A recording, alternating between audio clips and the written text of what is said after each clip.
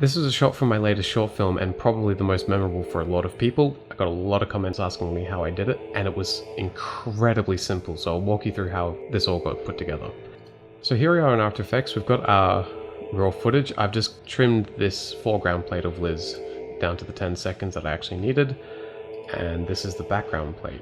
As you can see, this was just shot pretty much randomly after I finished with Liz. It's not the same angle, it's not the same position. The lighting on the backdrop is now slightly different because Liz has moved and the whole dynamic of the lighting has changed. If I was shooting this for a color scene, I would actually go back and reshoot this just to make sure they actually matched.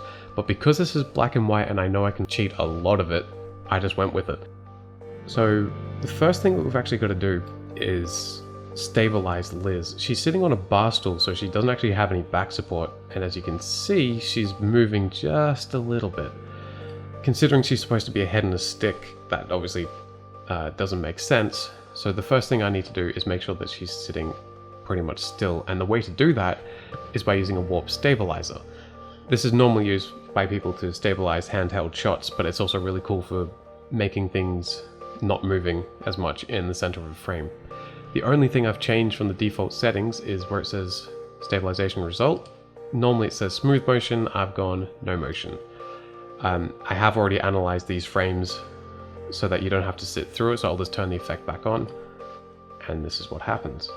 So as you can see, it's cropped and zoom in a bit so that it can actually stabilize her. And if we scrub through, you can see she's pretty much dead still, but the walls and the background are moving instead.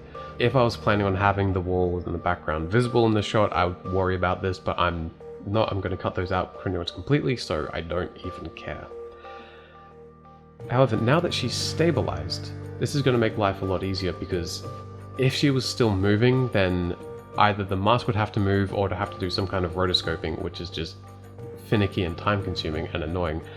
Because she's now stabilized, all I have to do is this. First, I'll pre-compose this just so the effect doesn't have to reanalyze and re-render every single time I make an adjustment to the layer.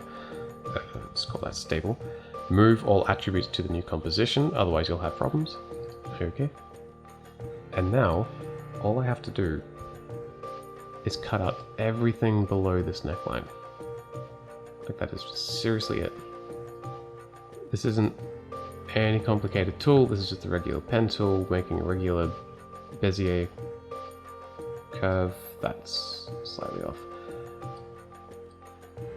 Yeah, I'm doing this a bit rougher than I did with the short because obviously I'm just trying to walk you through the steps.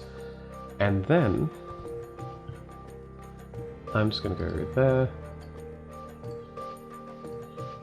In the original version, I actually just cut out her shoulders and it inverted the mask, but I kind of realized all I had to do with that was do that instead, and there was no inversion necessary. That's just how it's cut out. As you can see, it's not exactly perfect there. You can go through and add a bit of feathering to kind of hide the transition, 8% or so. I could spend all week on this, but I'm not going to. There we go. Good enough for what we're doing in this tutorial. Obviously, if you're doing this for a short film, you'd spend more time, make sure that was perfect, but this is close enough. Anyway, as we can now see, this stand with all the cables is obviously not in a good position because we can see the camera, we can see the bed behind. So what we're going to do is just drag this down. Magic! Okay, that transition line is bothering me, but I'm not going to fix it. Because this is going to be in black and white, I don't need to worry so much about these colors being different, but I do need them to be at least roughly the same tone. So what I'm going to do is grab this brightness and contrast that's been sitting there waiting, drag that on, and I've already checked, and I know that on the finished film I used -41. Otherwise that's obviously too bright, that's obviously too dark, somewhere around there. At a glance that looks pretty good, but if you look at it kind of closely, you can see the difference in color. If you're doing this in color, obviously that would be a problem. You'd need to go fix it or reshoot the plates, but because this is black and white, I don't even care. that's close enough for what I need. And that's it. Insofar as the actual effect is concerned, this is it. Stabilized the head, cut out the neck, and repositioned the background with a little bit of darkening to make the colors match a little bit more. The next half of the effect looking like it does is bring it into Premiere. So I'm just going to turn these adjustment layers off. What you get in the final picture is basically the result of really two things. First is this opacity to cut out the walls. This is visible. I'll show you the mask actually. There's the mask. There's the feathering, there's the transition line. This is visible, this is not visible. Simple as that. Then this is actually the same Lumetri effect, just applied twice to get to the really high contrast look. You could probably do it in just one layer, but because of how the short film was put together and the fact that it was put together fairly rushed, this is just kind of how things end up turning out.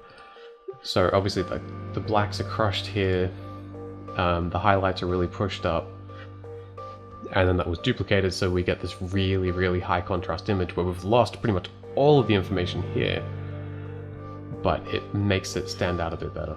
I thought I put a vignette in. It kind of looks like there's a vignette going on down here, but apparently that's just the natural fall off of the image.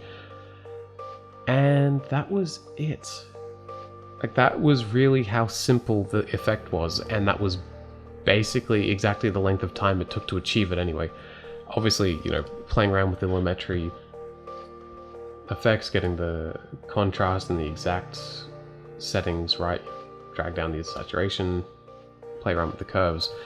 But yeah, maybe 15-20 minutes total from putting the footage into the computer to having this final shot. I hope that was informative. I hope that answered all of your questions, and if there are any other shots in the short that you were interested in how they were actually pulled off, please let me know and I'll try to make a video about it. Thank you very much.